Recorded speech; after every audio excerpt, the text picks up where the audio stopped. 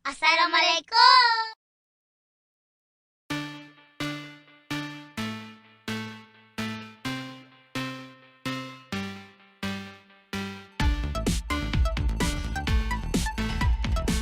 Assalamualaikum, kembali lagi di video pembelajaran IPA kelas 7 program sekolah penggerak. Pada bagian terakhir bab 2, zat dan perubahannya, dengan subtopik kerapatan zat. Kalian ada yang pernah kena batu bata yang jatuh? Sakit nggak? Ya sakit ya, tapi kalau kejatuhan guyuran air, nggak kerasa sih sakitnya. Mengapa bisa begitu? Kita hubungkan dengan partikel penyusun materi tersebut. Batu merupakan zat padat, air merupakan zat cair. Kemarin kita sudah belajar tentang model partikel, berarti kamu sudah bisa membedakan kan? Pada volume yang sama atau besarnya sama, kira-kira partikel penyusunnya banyak yang mana ya? Dilihat dari model partikel pada gambar, sudah jelas bahwa partikel zat padat lebih banyak daripada jumlah partikel zat cair pada volume yang sama. Partikel pada zat padat lebih rapat dan lebih banyak daripada zat cair, sehingga batu bata memberikan efek yang lebih sakit daripada air. Perbedaan keadaan partikel-partikel pada materi atau zat yaitu pada kerapatannya, atau bisa kita samakan dengan massa jenis. Massa jenis adalah pengukuran massa setiap satuan volume benda. Semakin tinggi massa jenis suatu benda, maka semakin besar pula massa setiap volumenya. Dua jenis zat padat dengan volume yang sama belum tentu memiliki kerapatan partikel yang sama, bahkan massa jenis masing-masing materi berbeda-beda. Suatu jenis zat yang sama memiliki massa jenis yang sama walaupun ukurannya berbeda.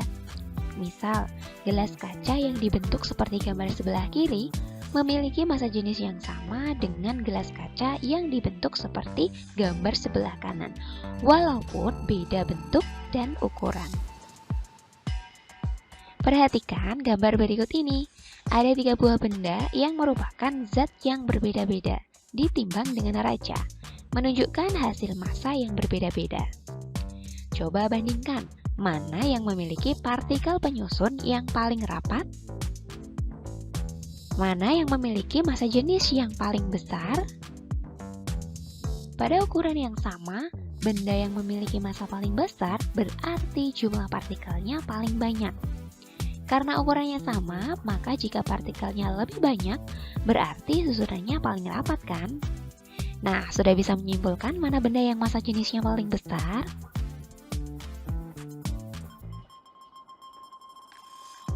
Sekarang bandingkanlah 1 kg besi dan 1 kg kapas. Mana yang lebih berat? Hayo, siapa yang jawab besi? Pasti kamu nggak teliti ya. Pertanyaannya kan beratan mana 1 kg besi dan 1 kg kapas? Ya tentu sama dong ya beratnya, kan sama-sama 1 kg. Ah masa sih? Iya, karena masanya sama berarti tidak ada yang lebih berat alias sama. Hanya saja pasti volumenya beda. Kira-kira sebesar apa ya bungkusannya kalau kapas 1 kg? Massa jenis termasuk besaran turunan yang diturunkan dari besaran pokok massa dan volume. Kamu dapat menghitung massa jenis suatu benda asal kamu ukur dulu berapa massa dan volume tersebut. Kemudian hitung dengan persamaan Rho sama dengan M dibagi V, di mana Rho adalah massa jenis, M adalah massa, dan V adalah volume. Massa benda didapat dari pengukuran menggunakan timbangan atau neraca. Sedangkan volume dapat dihitung menggunakan rumus matematika jika bendanya berbentuk beraturan. Jika bendanya tidak beraturan, maka dapat menggunakan bantuan gelas ukur dan air. Air dengan volume awal tertentu dimasuki benda yang akan diukur volumenya. Tentu saja setelah dimasuki benda, maka permukaan akan naik sehingga terbaca volume yang baru. Kenaikan volume ini atau selisih antara volume akhir dan awal dari air merupakan volume benda tersebut. Atau jika menggunakan gelas yang berpancur seperti ini, ketika benda dimasukkan maka akan ada air yang tumpah. Volume air yang tumpah ini merupakan volume benda. Yuk kita lihat contoh bagaimana menghitung massa jenis. Tentukanlah massa jenis dari objek berikut ini yang memiliki massa 120 gram. Lihat objeknya berbentuk balok. Di sini sudah dikasih tahu panjangnya berapa, tingginya berapa, dan lebarnya berapa. Langkah pertama menyelesaikan soal ini adalah menghitung volume benda. Sementara massa benda telah diketahui ya, yaitu 120 gram. Oke, kita cari volumenya dengan rumus volume balok adalah volume sama dengan panjang kali lebar kali tinggi. Masukin nih angkanya. Panjangnya 6, lebarnya 4, tingginya 5. Dikalikan, nanti hasilnya 120. Setelah mengetahui massa dan volume benda, sekarang kalian dapat menentukan massa jenis. Ayo, rumusnya apa tadi? Rho sama dengan M dibagi V. M-nya 120 gram, V-nya volumenya didapat dari tadi 120 ya. Nah, ini 120 cm kubik. Dibagi ketemunya 1 gram per cm kubik. Jadi pasangan satuannya jika massanya menggunakan satuan gram, maka volumenya memakai satuan cm kubik. Kalau soalnya nanti massanya itu menggunakan satuan kilogram, maka satuan volumenya adalah meter kubik. Jangan dicampur-campur ya. Ada sedikit cerita nih. Familiar dengan nama Archimedes? Dialah penemu konsep massa jenis. Dahulu kala, sekitar tahun 250 sebelum Masehi, ada sebuah kota yang diperintah oleh seorang raja. Raja ingin membuat mahkota dari emas untuk dirinya. Ia lalu menimbang emas murni, lalu diperintahkannya seseorang untuk membuatkannya mahkota. Setelah jadi, ia senang dan memakainya dengan penuh kepuasan. Tapi ia terganggu dengan orang-orang di sekitar yang mengatakan bahwa si pembuat mahkota itu telah berbuat curang dan mempertanyakan keaslian mahkotanya. Raja memanggil seorang jenius, yaitu Archimedes, untuk menyelidiki kandungan mahkotanya, asli emas semua atau tidak. Archimedes menyanggupi permintaan raja dan berpikir keras bagaimana ia bisa menyelesaikan masalah tersebut. Sampai pada suatu ketika, Archimedes mandi, mencelupkan dirinya ke bak berisi penuh air. Ia menyadari bahwa ketika ia masuk, ada air yang tumpah. Seketika itu, ia berteriak, "Eureka!" yang artinya, "Saya telah menemukannya." Ya, Archimedes telah menemukan bagaimana membuktikan mahkota sang raja asli atau palsu. Archimedes menggunakan cara yang sederhana. Dia mengisi wadah dengan air sampai penuh. Ia memasukkan emas murni yang bermassa sama dengan massa mahkota raja. Air yang tumpah, ia ukur volumenya. Lalu ia melakukan hal yang sama pada mahkota raja. Volume air yang tumpah juga dia ukur. Kemudian dia membandingkan keduanya. Volume air yang tumpah yang pertama dengan yang kedua. Nah, kamu bisa nebak gak nih gimana caranya untuk tahu mahkota raja tersebut terbuat dari emas murni semuanya atau dicampuri dengan bahan lain? Tulis di kolom komentar ya.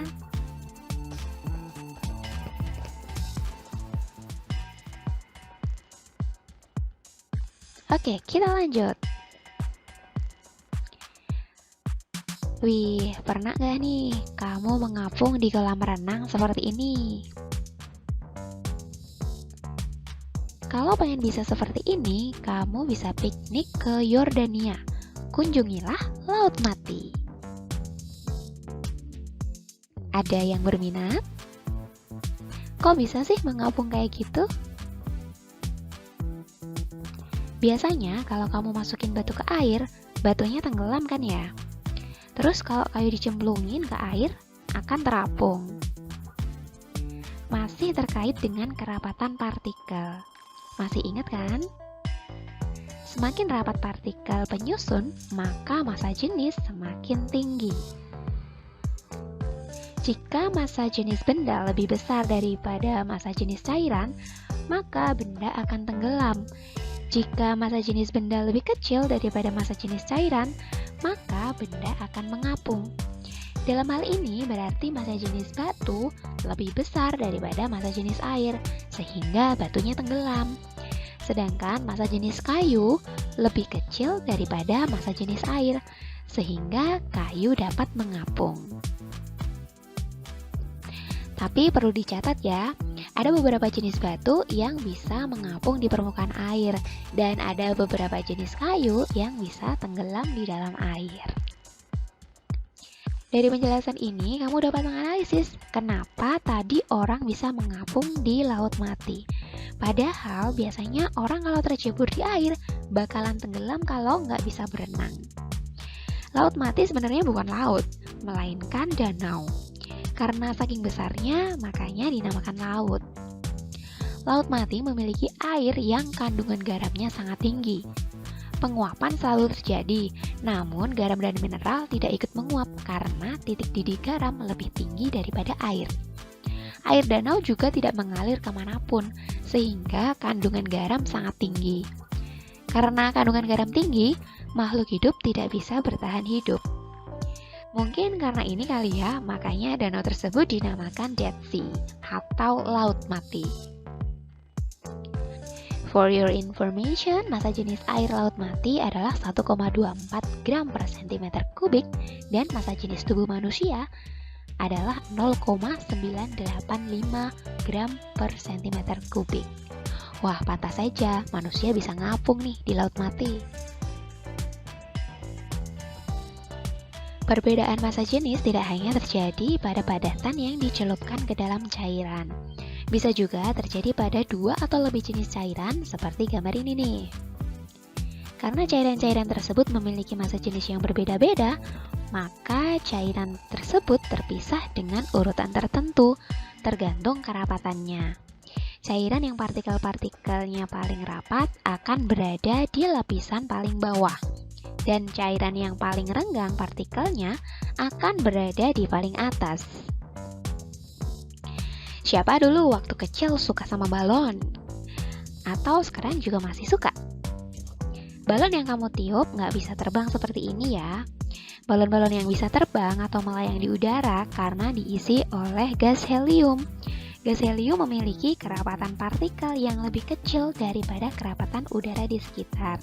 Jadi bisa melayang naik deh.